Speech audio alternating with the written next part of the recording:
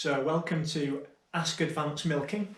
Today we're going to be talking through some questions. So you've got Dan Humphreys and myself, Tom Greenham, answering a few of the common questions that we get asked.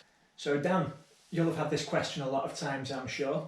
A lot of people are interested to know what dynamic testing or milking time testing actually is. So first of all, which phrase do you use, dynamic testing or milking time testing?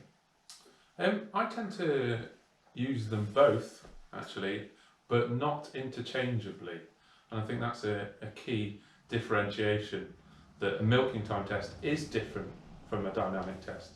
A dynamic test, by definition, is looking at the actual vacuum dynamics in the milking machine at various points during the milking process, whereas commonly I describe a milking time test as including some of the other observations that you will get whilst you're in the parlour as well. Okay, so our dynamic test is specifically related to the milking machine itself, whereas our milking time test includes the dynamic testing, but may have some extra observations to add a bit more value. Yeah, all the things you see in the parlour that are worth investigating and worth recording as well, and help to build the bigger picture of what's going on during the milking process. That includes your dynamic test, but you might be looking at how well the cows behave.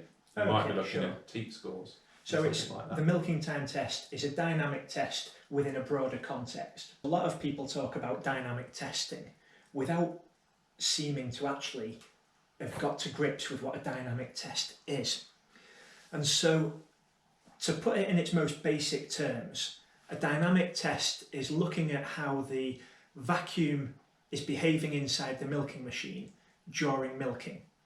So we're particularly interested with what that vacuum is doing at cow level, so the vacuum around the teat, and that can be affected by the milking process, which is why the static test, which people are used to having at their annual service, doesn't give us quite the same answers that we're looking for when we're doing our dynamic testing. Would you add anything to that, mate? I always liken it to testing of cars, actually. Like your static test, to me, is very much like your MOT on a car. It is a standardised test for a start. It is ISO standardised, so there's a way you should do the test and there's values you should achieve. Whereas your dynamic test of a milking machine is actually more like a test drive in a car. You're testing it doing the job it's supposed to be doing. That could be jumping in a car and driving around a housing estate and thinking, yeah, that seems pretty good. Or it could be taking it all the way to a racetrack and testing it to its absolute limits to see how it handles. And I suppose which of those we need to do, or whether we need to do all of those tests, depends a little bit on the use that we have for that car, or in our case, that milking machine. The requirements of each farm are going to be a little bit different, and that's really where the dynamic test comes into its own. We're looking to see whether that machine's fit for purpose for the particular job that it's supposed to be doing on each individual farm. And that's the difference when we go from the static test, which is predominantly an engineering assessment, to introducing a cow, which is a whole load of biological variability, into the equation and seeing how the machine interacts with it.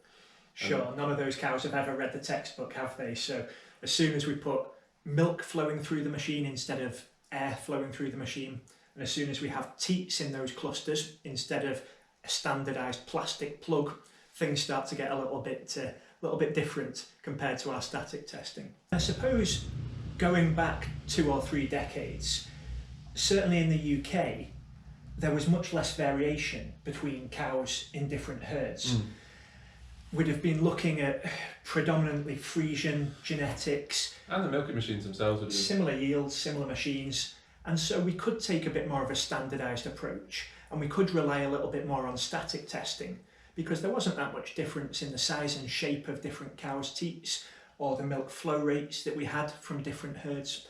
So going back a decade or two, the static testing was much more reliable in terms of giving us the answers that we need. But these days we rely much more on the dynamic test because there is so much variation between different dairy herds around the UK and outside the UK, of course, as well. So, where can I find out more, Tom? Well, we have got some resources on our website and on our YouTube channel. So if you go to www.advancedmilking.com. There's plenty more to get your teeth into as far as the world of dynamic testing and milking time testing are concerned. And of course, any questions, just get in touch. We're always more than happy to chat about anything to do with milking, machines, udder health, and so on.